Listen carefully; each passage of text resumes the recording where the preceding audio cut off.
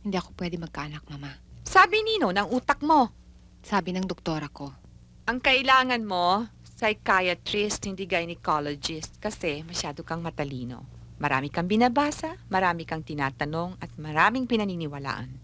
It's confirmed, Mama. Hindi na mababago yun. Alright, then you can adopt one. It's out of the question. Malay ko kung saan nanggaling yun. Yang batang tatawagin kong akin, at least 50% ng dugo manggagaling sa asawa ko. Hello?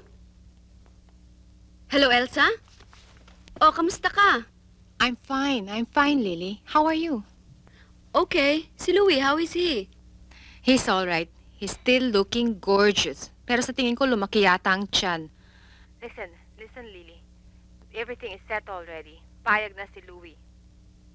So ngayon, alam mo na kung sinong boss sa aming pamilya, ha? Siya nga pala, padadala ko ng old picture ni Louie. Mayroong dedication para sa'yo at para kay Alvin. Anti-dated, ha? Ihanda mo na ang bata para sa kanya. Elsa, sa tingin mo ba tama ito?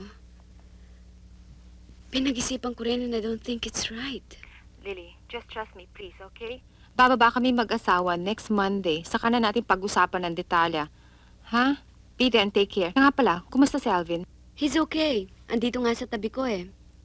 Guess what he's doing? He's drawing. Gusto yata mag-arkitekto eh. That's good. Give my love to him, okay? I will. Take care, darling. Bye. Marami dyan ang pumapatay. Mahawakan lang ang kanilang mga asawa. Pero ikaw, iba.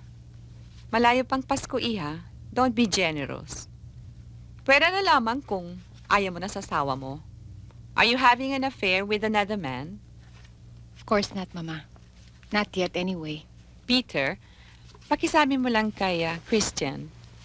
His designs are beautiful. Ang gusto ko sanang mangyari, damihan niya. I need a complete wardrobe. Baka magtagal ako abroad. Yes, ma'am. Okay? Thank you. Thank you. Thank you. Sige, ma'am. Hindi pangit si Lily, Elsa. Maputi rin. At ang asawa mo, hindi malapit sa grasya. Baka naghahanap ka ng sakit ng ulo, ha? I want the child so badly, Mama. Do anything. Saka lagi namang wala si Louie sa bahay. Nalulungkot ako. Aba, Diyos ko, di gumawa ka. What's stopping you? Kasal ka, legal, and you're both normal human beings. Pagsasabihan ko nga'y asawa mo. Tama na nga yung negosyo sa Saudi, sa Berlin at New York. Tama na nga yung pagpapayaman.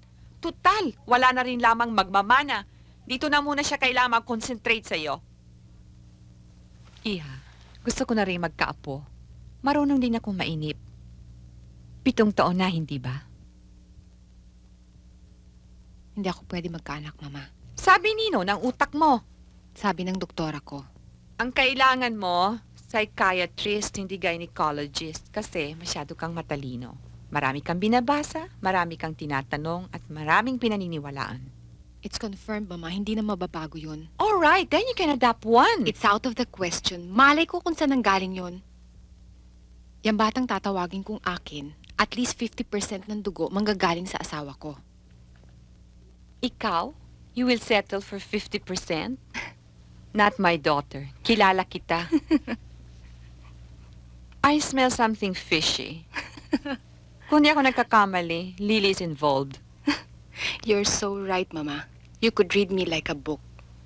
Dugo ni Louie at ni Lily. 2 taong malapit sa puso ko. Para na rin ako nanganak, hindi ba?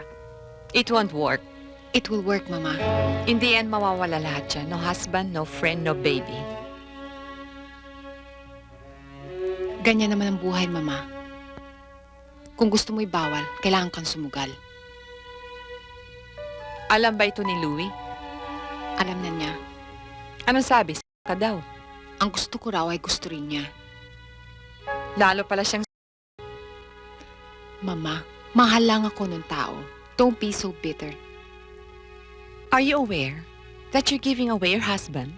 It's not a giveaway, Mama. Hiram is the right word for it. Pinahiram ko ang asawa ko for a good cause, a dying boy. At magsasama silang dalawa sa bahay, eventually sharing the same bed. 2 beautiful people. Something is bound to happen. You're actually putting your husband and your best friend on trial. Ano ba talagang gusto mong mangyari? I want a son, Mama. At the cost of infidelity and betrayal. Huwag mo nang ituloy, Iha. Baka ikaw ang masaktan sa dulo.